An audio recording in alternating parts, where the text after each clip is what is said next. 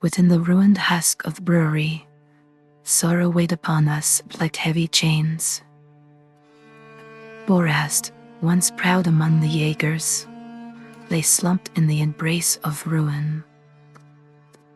Black veins painted cruelly by miasma etched his flesh with an artless finality. His voice held the brittle certainty of the already departed as he beseeched amend his brother in burden, if not by blood, to bestow upon him mercy. And the man granted it. Borast's death echoed, not quietly, but fiercely. In the wake of his passing, we were seized by visions unbidden and inescapable, forced through the fractured gaze of Vargas to witness ruin. Vargas, bound upon a table, his brother Henry, driven by pride and despair, spoke fervently of manufacturing salvation. A profane ritual birthed the creature of flesh and corrupted ichor, and planting its vile seed within Vargas' beloved. They believed that a radiant one could emerge from mortal hands. Fools. The thing awoke with malice beyond reckoning, freeing itself and slaughtering all but Henry.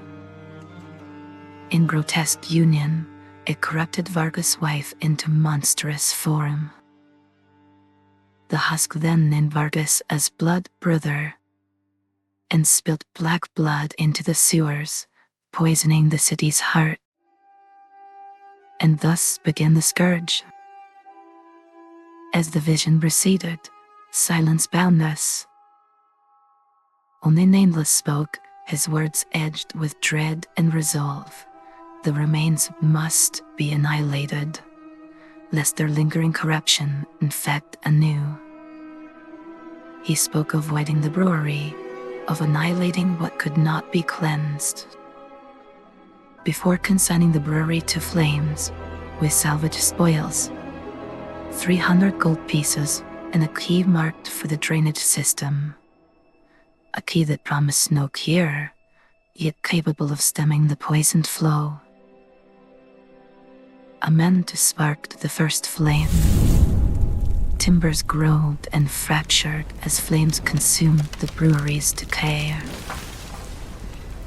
Above, the moon, swollen and unnatural, softened from malignant brilliance to a more familiar pallor. A singular evil unmade. We faced a crossroads then. Feed the starving souls within the quarantined Ruby district, or to report to Lord Tomathan the grim truth that we had discovered. Duty pulled us towards sustenance, yet mercy's path was not merciful. A child's desperate cry reached us, and in compassion's guise lurked deception. The source was no child, but a corvette, a mimicry of innocence, familiar and malice. It descended upon us with dark kin. Nameless felt grievously wounded, and I reached forth without hesitation, weaving the tattered threads of his life back together. In the aftermath, Nameless spoke again, not of triumph, but of solemn philosophy. He confessed to practice in myself the truth of his void.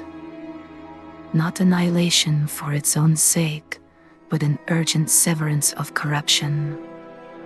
A duty staked not in nihilism, but in grim compassion.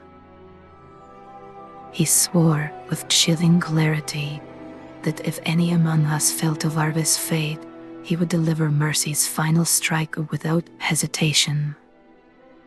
Not because he wished it, but because he understood what would be lost if he failed. I did not rebuke him. Some burdens require hands willing to take necessary action. Beside the brewery's smoldering remains, we strained together, lifting the rusted sewer grey. Beneath lay a valve, slit with decay, which returned gently, severing poison from the river. Waters once tainted grew quiet and still. A small triumph in a world starved of victories. Our return to Lord Tamathan brought mourning and calculated silence. Upon hearing Borest's fate, his sword wept, lighting candles for the departed. Yet Tamathan's grief bore ambition, barely hidden, as he lamented the lost knowledge burned within the brewery. I warned Tamathan, for Vargas had fallen by similar ambition.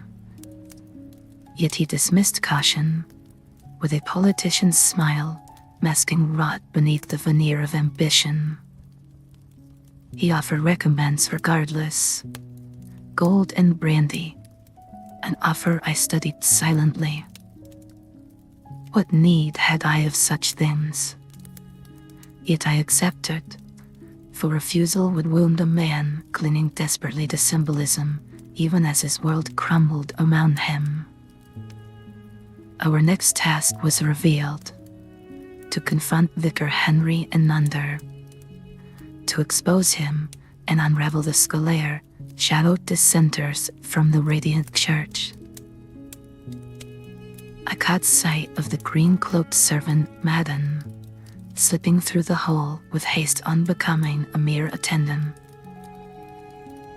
He heard the name Scolaire and fled as though it burned his tongue.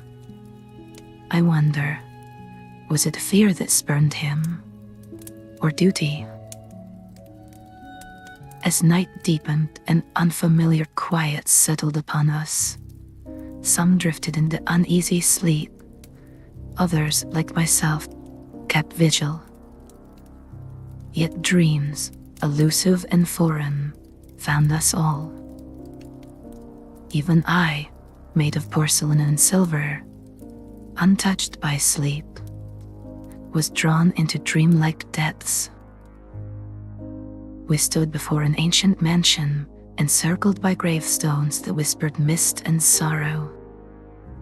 Inside, the butler, an ancient mannequin, greeted us, recognizing not names, but essence and duty. When I gave my name, Evangeline Merchifort, the butler's head tilted ever so slightly. Especially interesting, he murmured. She possesses an essence quite familiar to me. I did not ask what he meant, because I feared the understanding. He called this sanctuary the Hunter's Workshop, a place where reality itself yielded to the craft of battle and survival.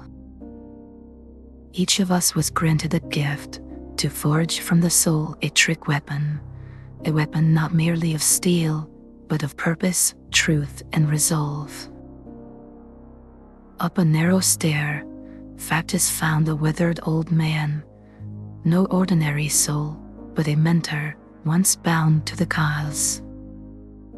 Their words were soft, private, yet I could feel the transmission of memory, a torch passed, a blade home not by fire, but by understanding. The elder placed his hand upon Fractus' shoulder, and in that touch, transferred something primal. The memory of battle survived, and the promise of battles yet to come. The forge of dream has given shape to our resolve, and now the waking world awaits our return. There we shall gather what we can, before we rouse the last architect of this tragedy. Vicar Henry Anandar. Was he a man who sought salvation and paid the price in blood? Or was he a coward who drowned his guilt beneath invention and ritual? We shall give him the chance to answer. If he offers no remorse, then let the blade render what mercy cannot. For we are not the radiant. We are what remains when the light does not answer.